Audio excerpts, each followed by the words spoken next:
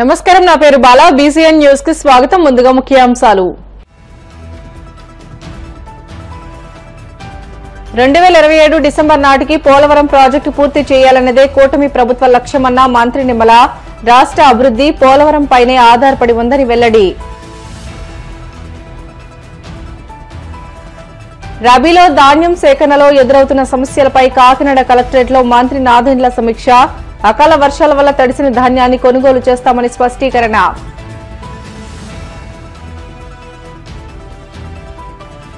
భగీరథుని కఠోర శ్రమ దీక్ష మరువలేనిది. గాజువాక దుర్గానగర్లో భగీరథుని విగ్రహ ఆవిష్కరణ కార్యక్రమంలో పాల్గొన్న మంత్రి సవిత.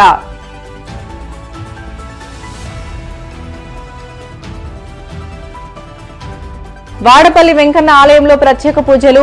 మంగళ వాయిద్యాల నడుమ శ్రీ స్వామి అమ్మవార్లకు మేల్కొలుపు సేవ, ఐశ్వర్య లక్ష్మి హోమం. పోలవరం నిర్మాణంపైనే రాష్ట్ర అభివృద్ధి ఆధారపడి ఉందని జలవనరుల శాఖ మంత్రి నిమ్మల రామానాయుడు పేర్కొన్నారు. పోలవరం ప్రాజెక్టు వద్ద ఎగువ కాపర్ డ్యాం బలోపేతం చేసేలా నిర్మిస్తున్న బట్రస్ డ్యాం గ్యాప్ 2 డీవాల్ పనులను ఆయన పరిశీలించారు. అనంతరం ప్యానెల్ ఆఫ్ ఎక్స్పర్ట్స్ టీంను మంత్రి కలిశారు. పోలవరం ప్రాజెక్టు 2027 డిసెంబర్ నాటికి పూర్తి చేయాలనే లక్ష్యం పెట్టుకున్నామని నిపుణుల కమిటీకి ఆయన తెలియజేశారు. ఈ సందర్భంగా మంత్రి నిమ్మల మాట్లాడుతూ ముఖ్యమంత్రి చంద్రబాబు పోలవరం ప్రాజెక్టుకు మొదటి ప్రాధాన్యత ఇస్తున్నారని, అందుకే ప్రమాణ స్వీకారం చేసిన వెంటనే పోలవరం ప్రాజెక్టును సందర్శించారని గుర్తు చేశారు. రాష్ట్ర అభివృద్ధి పోలవరం ప్రాజెక్టుపైనే ఆధారపడి ఉందని నిపుణులకు ఆయన వివరించారు.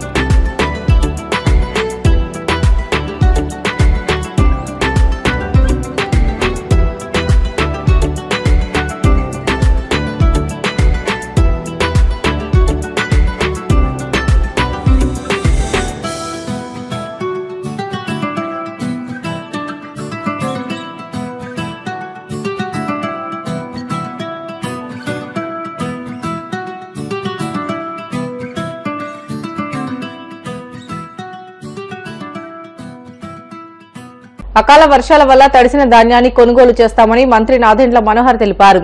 కాకినాడ కలెక్టరేట్లో ఉమ్మడి తూర్పుగోదావరి జిల్లాల ప్రజాప్రతినిధులు, జేసీలు, రైస్ మిల్లర్స్ తో కలెక్టర్ షణ్మోహన్ అధ్యక్షతన సమావేశం జరిగింది. ఈ సమావేశంలో రబీలో ధాన్యం సేకరణలో ఎదురవుతున్న సమస్యలపై సమీక్షించారు. కొనుగోలులో ఇబ్బందులు, అకాల వర్షం వల్ల రైతులు పడుతున్న సమస్యలను జిల్లాల వారీగా ప్రజాప్రతినిధులు, అధికారులు వివరించారు. ఈ సందర్భంగా మంత్రి నాదెండ్ల మాట్లాడుతూ రైతు సంక్షేమమే ధ్యేయంగా కూటమి ప్రభుత్వం పనిచేస్తోందని అన్నారు.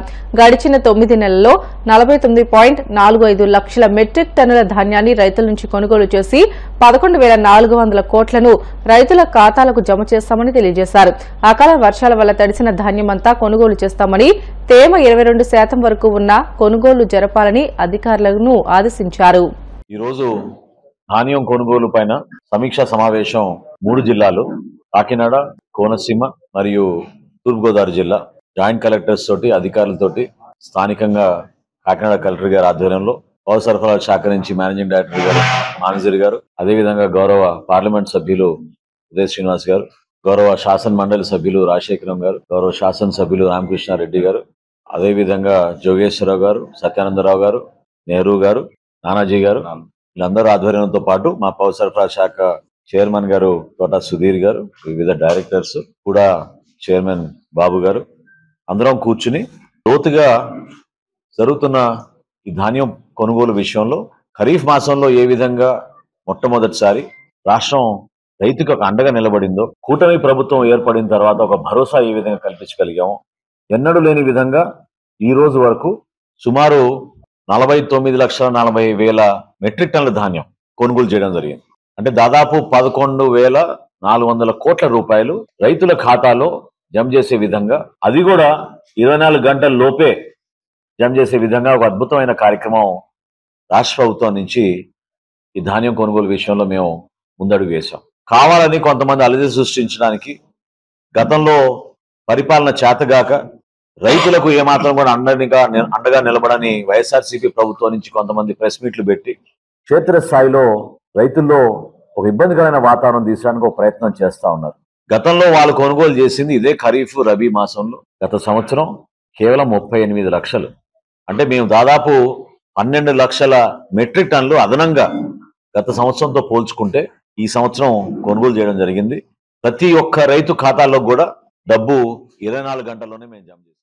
భగీరథ మహర్షి మహాజ్ఞాని అని, పరోపకారానికి, దీక్షకు, సహనానికి ప్రతిరూపమని మంత్రి సవిత పేర్కొన్నారు. భగీరథుని వారసులుగా సగరులు ఎంతో పట్టుదల, శ్రమ, నిజాయితీతో ఉంటారని కొనియాడారు. భగీరథుని ఆశయాలను కొనసాగించాలని, ఆయన చూపిన సంకల్ప బలంతో బీసీ వర్గాల్లోని సామాన్యులు ఉన్నత స్థాయికి ఎదగాలని ఆమె ఆకాంక్షించారు. గాజువాక, దుర్గానగర్లో ఏర్పాటు చేసిన రాష్ట్ర స్థాయి భగీరథ జయంతి కార్యక్రమానికి ఆమె ముఖ్య అతిథిగా హాజరై ఇతర ప్రజాప్రతినిధులు, అధికారులతో కలిసి భగీరథుని విగ్రహాన్ని ఆవిష్కరించారు. అనంతరం జరిగిన సభా కార్యక్రమంలో ఆమె మాట్లాడుతూ భగీరథుని ఆశయాలను కొనియాడారు. ఆయన చేసిన కఠోర శ్రమ, చూపిన దీక్ష ఎప్పటికీ మరవలేనిదని ఆమె పేర్కొన్నారు. నిజంగానే భగీరథుడి ఆశీర్వాదం మనకు అందుతా ఉంది. భగీరథుడు ఈ రోజు సాక్షాత్తు ఆ మేఘాల రూపంలో ఈ రోజు నేను సిద్ధంగా ఉన్నా, చాలా ఆనందంగా ఉంది నాకు అని ఆయన సంకేతం కూడా పలకటం నిజంగా చాలా ఆనందంగా ఉంది. భగీరథులు ఆకాశ గంగని భూమికి తీసుకొచ్చారంటే ఎంతో పట్టుదలతో, ఎంతో శ్రమతో, ఎంతో నిజాయితీతో, ఎంతో నిబద్ధతతో పోరాటం చేసి ఆయన సాధించారు. ఆ వారసులు మీరు కూడా ఒక ప్రత్యేకత ఉంది ఉప్పరలోనూ సగరలోను. ఎందుకంటే వాళ్ళు ఇచ్చిన మాట మీద నిలబెట్టే కులం ఉప్పర కులం, అదే విధంగా సగర కులం. ఈ స్టేట్ పండుగ జరుపుకోవడం చాలా గర్వంగా ఉంది. ఇది 2019లో మాన్యశ్రీ ముఖ్యమంత్రి చంద్రబాబు నాయుడు గారు భగీరథుని గౌరవించాలి, భగీరథ ఆశయాలు కొనసాగించాలి, భగీరథ వారసుల్ని మనం గౌరవించాలనే ఉద్దేశంతో 2019లోనే మనం ఈ జీవో తీసుకొచ్చాం. స్టేట్ ఫంక్షన్ విజయవాడలో చేశాం. గాలికొచ్చారు, గాలికే పోయారు. 5 ఏళ్ల నుంచి బడుగిన వర్గాలు ఎక్కడున్నారో, ఏమైపోయారో, ఓటేయించుకున్నారో తప్ప భగీరథుల్ని పట్టించుకోలేదు, ఓటుని పట్టించుకోలేదు, బీసీల్ని పట్టించుకోలేదు గత ప్రభుత్వం. మరి మళ్ళీ మనం అధికారంలోకి రాగానే మామూలుగా అయితే రాష్ట్ర అధ్యక్షులకి మేము ఫోన్ చేస్తుంటాం, అన్న ఇది కావాలి, అన్న ఇది మా కమిటీలు ఇది కావాలి, నాకు చైర్మన్ ఇది కావాలి, ఇది కావాలని. కానీ నా అదృష్టమేమో ఈ భగీరథ జయంతి కోసం, ఆ జీవో కోసం మీ స్థానిక శాసనసభ్యులు, రాష్ట్ర అధ్యక్షులు, మా సోదరులు సవితమ్మ, చెల్లమ్మ, ఏం చేసావమ్మా నా జీవో, ఏం చేసావమ్మా అని జీవోని నన్ను పరుగులు పెట్టించి, మా డిపార్ట్మెంట్, మా సెక్రటరీ కావచ్చు, మా డైరెక్టర్ గారు కావచ్చు, పరుగులు పెట్టించి జీవో తీపించుకొచ్చాం. జీవో తెచ్చాంలే, అయిపోయింది. మా నియోజకవర్గంలో కూడా ఉప్పర్లు ఎక్కువ ఉన్నారు, నేను అక్కడ చేసుకుంటానంటే సవితమ్మ కాదు, ఇది గాజువాకలోనే చేసుకోవాలి, నేను ప్రామిస్ చేశాను అని వచ్చారు. సరేలేనా మీరు చేసుకోండి, మీ ఇన్ఛార్జ్ మంత్రిని తీసుకొని చేసుకోండి అంటే, అది కానే కాదు చెల్లమ్మ, నువ్వు రావాల్సిన ఆర్డర్ పాస్ చేసేశారు మీ స్థానిక శాసనసభ్యులు, మా సోదరులు. నిజంగానే చాలా సంతోషంగా ఉంది. ఎందుకనుకుంటే మీ అందరితోనూ కలవటం, ఈ మీ సంతోషాన్ని నేను కూడా పాలు పంచుకునే అవకాశం నాకు అందరూ కల్పించారు. చాలా సంతోషం. స్టేట్ లోనే గాజువాక అంటే బ్రాండ్, అందరూ అత్యంత మెజార్టీతో మీరు గెలిపించారు. అదే విధంగా మాన్యశ్రీ చంద్రబాబు నాయుడు గారు కూడా సోదరులు మాకందరికి దశ దిశ ఆదేశించే పెద్ద దిక్కు మన బీసీ బిడ్డ, ముద్దు బిడ్డ మన అన్న శ్రీనివాసన్న గారికి ఇవ్వటం అందరికీ చాలా ఆనందంగా ఉంది. చాలా సమయస్ఫూర్తి కలిగిన వాడు, ఎక్కడ తగ్గాలో ఎక్కడ నెగ్గాలో తెలిసిన వాడు మీ నాయకుడు అనే విషయం కూడా మీకు తెలియజేస్తున్నాం. ఇది కొత్త కాదు. తెలుగుదేశం పార్టీకి బీసీలు అంటే తెలుగుదేశం, తెలుగుదేశం అంటే బీసీలు అన్న నందమూరి తారక రామారావు గారు పార్టీ పెట్టిన తర్వాతే బడుగు బలహీన వర్గాలను గుర్తించిన పార్టీ తెలుగుదేశం పార్టీ అన్న విషయాన్ని కూడా మీకు తెలియజేస్తున్నాం. ఈ రోజు ఇలా వేదికలు పంచుకుంటున్నాము అంటే అన్న నందమూరి ఎన్టీఆర్ గారు అన్న విషయాన్ని మీకు గుర్తు చేస్తున్నాం. కోనసీమ తిరుమలగా వర్ధిల్లుతున్న వాడపల్లి శ్రీ వెంకటేశ్వర స్వామి ఆలయంలో మంగళవారం ప్రత్యేక పూజలు వైభవంగా నిర్వహించారు. మంగళ వాయిద్యాల నడుమ శ్రీ స్వామి అమ్మవార్లకు మేల్కొల్పు సేవను నిర్వహించిన అనంతరం ఐశ్వర్య లక్ష్మి హోమాన్ని జరిపించారు. అర్చకులు శ్రీ స్వామి అమ్మవార్ల వసంత మండపంలో అష్టోత్తర పూజలను నిర్వహించగా ప్రత్యేక అలంకరణలో ఉన్న స్వామిని దర్శించుకుని భక్తులు తరించిపోయారు.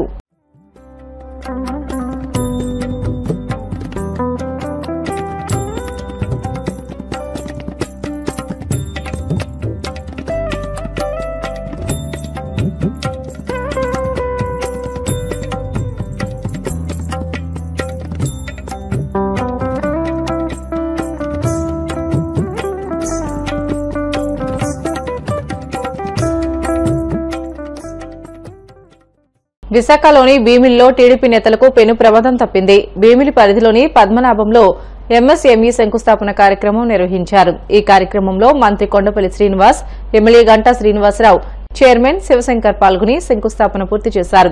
శంకుస్థాపన కార్యక్రమం పూర్తయిన అనంతరం నేతలందరూ ఒకేసారి స్టేజ్ ముందుకు వచ్చేశారు. అయితే సామర్థ్యానికి మించి నేతలు పైకి రావడంతో స్టేజ్ కుప్పకూలింది. ప్రమాద సమయంలో మంత్రి Kondapalli Srinivas, MLA Ganta Srinivasarao, chairman Shivshankar stage పైనే ఉన్నారు. అయితే వీరు ఉన్న ప్రాంతంలో కాకుండా చివర్లో స్టేజ్ కూలింది. వెంటనే అప్రమత్తమైన నేతలు అంతా స్టేజ్ నుంచి కిందకి దిగిపోయారు. ఎవరికి ఎలాంటి ప్రమాదం జరగకపోవడంతో అంతా ఊపిరి పీల్చుకున్నారు.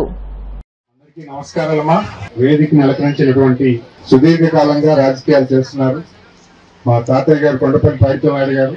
ఆయనతో పాటు ఎంపీగా చేశారు, బాబాయ్ గారితో ఎమ్మెల్యేగా చేశారు. ఈరోజు ఆయనతో కలిసి పనిచేసి ఈరోజు వేదికగా షేర్ చేసుకోవడానికి చాలా ఆనందంగా ఉంది. నాయకులందరూ కూడా ఇక్కడ వచ్చారు, మండల నాయకులు వచ్చారు, కాన్స్టిట్యూన్సీ సంబంధించిన ఇంపార్టెంట్ నాయకులు అందరూ ఇక్కడికి వచ్చారు. ఇక్కడ గ్రామాలకు సంబంధించి పార్కు మనం చేస్తున్నామంటే మీరందరూ కూడా నిండు మనసుతో దీన్ని ఆశీర్వదించారు, స్వాగతం పలికారు. తప్పకుండా సార్ మా ప్రాంత అభివృద్ధి చెందుతుంది, చేయండి, ఎంతో మందికి ఉపాధి లభిస్తుందని చెప్పి మీరు దీన్ని వెల్కమ్ చేశారు. మీకు ధన్యవాదాలు తెలియజేసుకుంటూ ఇక్కడికి వచ్చే ముందు మా మండల నాయకులు మన నాగు, రమణ, దామోదరు, మిగతా స్థానిక నాయకులు అందరూ కూడా కొంతమంది కొన్ని ఇష్యూస్ చెప్పడం జరిగింది. ఏదైతే ఒకరికి సంబంధించి ఈ భూముల్లో కొంత వాళ్ళు ఇప్పుడు దాకా ఉన్నవాళ్ళు పోయారు, ఇక్కడ దీనివల్ల వాళ్ళు స్థలాలు కోల్పోతున్నారు, అటువంటి ఇష్యూలు అంటే కూడా తప్పకుండా అధికారులకు చెప్తారని చెప్పి చెప్పడం జరిగింది. ఏదైతే ఒక మంచి నిండు మనసుతో మీరు దీన్ని వెల్కమ్ చేసి దీనికి మద్దతు ఇచ్చారో మీకు ఎక్కడ అన్యాయం జరగకుండా చూసుకునే బాధ్యత తప్పకుండా స్థానిక శాసనసభ్యులుగా తీసుకుంటారు. నిజాయితీగా న్యాయబద్ధంగా మీకు ఏదైనా అన్యాయం జరిగితే ఒక రెప్యుటేషన్ ఇవ్వండి, దాన్ని జిల్లా యంత్రాంగానికి ఇచ్చి మంత్రి గారు కూడా వచ్చారు కాబట్టి తప్పకుండా దీనికి న్యాయం చేసే చర్యలు కూడా తీసుకుంటామని చెప్పని మరొకసారి తెలియజేసుకుంటూ మన నియోజకవర్గంలో ఒక పక్క ఐటీ, మరో పక్క టూరిజం, మరో పక్క రియల్ ఎస్టేట్, ఇవన్నీ కూడా మన కాన్స్టిట్యూన్సీ ఎలాగా రాబోతా ఉన్నాయి. వీటితో పాటు పారిశ్రామికంగా కూడా పరిశ్రమలు, ఒక పరిశ్రమ వచ్చిందంటే వందలాది మందికి ఉపాధి లభిస్తారు. అటువంటి ఉపాధి లభించాలంటే ఇటువంటి ఎంఎస్ఎంఈ పార్క్ లాంటిది మన దగ్గర రావాలి. ఇక్కడ ఒక 100 ఎకరాలు మనం ప్రపోజ్ చేసుకున్నాం, ముందు ఒక 50 ఎకరాలు స్టార్ట్ చేస్తున్నాం. అందులో ఒక 25 ఎకరాలకి ఈరోజు లేఅవుట్లో వేసి దాన్ని డెవలప్ చేయబోతూ ఉన్నారు. ఇవి కానీ అన్ని స్టార్ట్ అయిందంటే ఈ చుట్టుపక్కల ఉన్న యువత, మహిళలు మీరందరూ కూడా ఎంతో దూరం ఉద్యోగాలకు బయటికి పోకుండా ఇక్కడే మీకు మీ గ్రామం పక్కనే మీకు ఉపాధి లభిస్తుంది. కాబట్టి దీన్ని ఇక్కడ పెట్టడం కోసం ప్రభుత్వం ప్రత్యేకమైన శ్రద్ధ తీసుకుంది. ఒక పక్క గౌరవ ముఖ్యమంత్రి గారితో పాటు ఉప ముఖ్యమంత్రి పవన్ కళ్యాణ్ గారు, యువ నాయకులు నారా లోకేష్ గారు అందరూ కూడా వచ్చే 5 ఏళ్లలో ఒక్క విశాఖపట్నం చుట్టుపక్కలే ఐటీ కానీ టూరిజం కానీ ఇటువంటి పరిశ్రమల ద్వారా దాదాపు 2-3 లక్షల మందికి ఉపాధి లగేగా మొత్తం చర్యలు తీసుకోవాలని అన్ని ప్రయత్నాలు చేస్తా ఉన్నారు. అందులో భాగంగానే ఈ ఎంఎస్ఎంఈ పార్కులవన్నీ కూడా ఇక్కడ మనం స్టార్ట్ చేసుకుంటాం. బులెటిన్లో షార్ట్ బ్రేక్ తీసుకుందాం. Stay with us.